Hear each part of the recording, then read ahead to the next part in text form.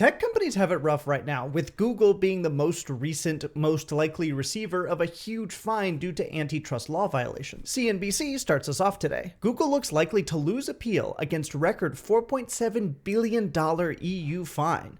Google suffered a setback Thursday after an advisory to the European Union's top court recommended it dismiss the tech giant's appeal against a record €4.1 billion or $4.7 billion antitrust fine. Julian Somebody, Advocate General to the European Court of Justice, advised the court throw out Google's appeal and confirm the fine, which was reduced in 2022 to €4.125 billion from €4.34 billion previously by the EU's General Court. In her opinion delivered today, Advocate General whatever that name is, proposes that the Court of Justice dismiss Google's appeal and therefore uphold the judgment of the General Court, the Luxembourg-based ECJ said in a press release on Thursday. And the EU has been really coming after big tech companies in recent years, basically claiming that a large majority of them are monopolies, or at least exploit their size and power, in doing so commit antitrust law violations. And in this instance, they're going after Google for Google favoring their own apps, like phone applications, on their Android phone devices, and using that power they have over the Android operating system, which Google owns, to stop other companies from being able to pre-install their apps. And this is pretty significant because the Android operating system is absolutely huge. If you don't have an iPhone, then probably the chances are that you use an Android operating system. But this ruling points to an interesting pattern of the EU coming after these big tech companies for alleged antitrust violations. Microsoft was investigated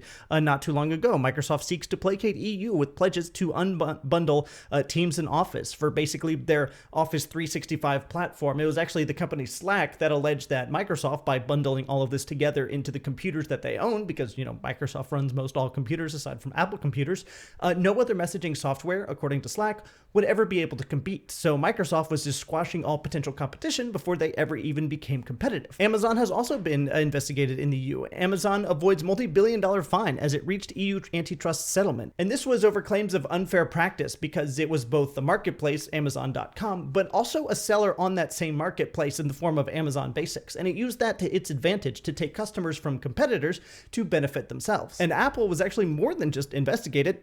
Apple was fined. Apple and Meta attack unfair $700 million EU fine. And this was over a very similar instance to what we're talking about right now with Google, where they claimed that Apple was using their App Store dominance to harm competition, and other tech companies were unable to do things or compete or keep up with Apple as a company because they could only exist if they went through the App Store. And that meant that they had to do whatever Apple wanted, no matter what it was. There are a lot of other instances of this happening, but you get the idea. Big tech companies build up these products and services like the Android operating system that use their customer base to then abuse other companies that rely on those services in order to survive. Imagine if you're Spotify or some other gaming app that's available on Android and iPhone. Well, if Android decides that your rates have doubled or they want to take 50% of every in-app purchase, well, then your only choices are one, just to do it and suck it up, or two, to just be obliterated from the App Store entirely. You have no recourse or power. We're going to go back to the article and finish it off, but before we do, if you like this kind of deep dive into business, finance, and news, I post 1 or 2 times a week, and I'd love a subscription. Back to the article. In 2018, the European Commission slapped Google with a record-breaking penalty on the grounds that it abused the Android's mobile dominance to give unfair advantage to its own apps via pre-installation deals with smartphone makers. The Commission is the executive body of the EU. Google said it was disappointed with the ECJ's Advocate General's verdict, adding it would discourage investment in open platforms and harm Android users, partners, and app developers. Basically, what a company says will happen basically never happens, so take that with a grain of salt.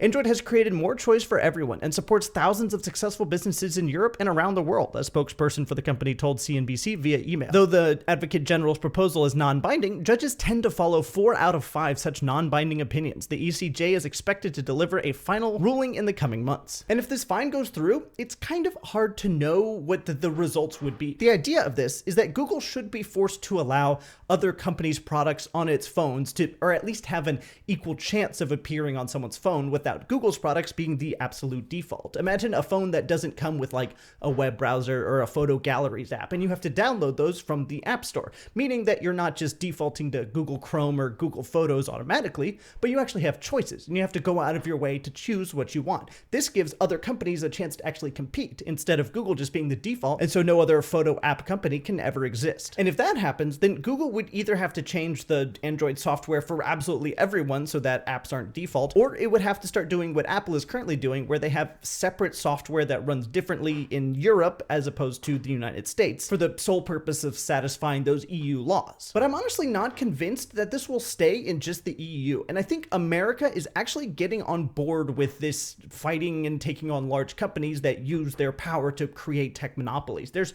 a lot of cases in the United States with things like this, such as probably most famously the Google case brought by the Department of Justice. Department of Justice prevails in landmark antitrust case against Google, and the result of this is that Google may have to divest the Chrome browser or its Google search ad business, since it looks like that will very probably be ruled as a monopoly. But this isn't the only one. There's also cases about like Apple's App Store, Facebook's ownership of both WhatsApp and Instagram, Amazon Web Services and their use of anti-competitive practices there, and so on. Lots of governments in the developed world are seeing the money and influence and power that these huge tech companies have, and they're growing wary of what they're able to do with it. And it's interesting to see that this has become a bipartisan issue by and large. Cases filed under Trump and Biden, for instance, have actually stuck around in the current administration, despite images that you may have seen like this, which shows all the tech CEOs lining up and congratulating Trump on his inauguration, with this being a very obvious ploy to try and get in Trump's good graces so that the FTC or the DOJ or whoever else was suing these companies for whatever reason would drop their cases. And it's also interesting to see that these cases have stuck around despite the fact that literal bribes have been paid. Mark Zuckerberg's Meta donates $1 million to Trump Fund. The Trump Fund is the Trump inaugural fund, which just goes to pay for his inauguration. And while I realize this is not technically legally a bribe,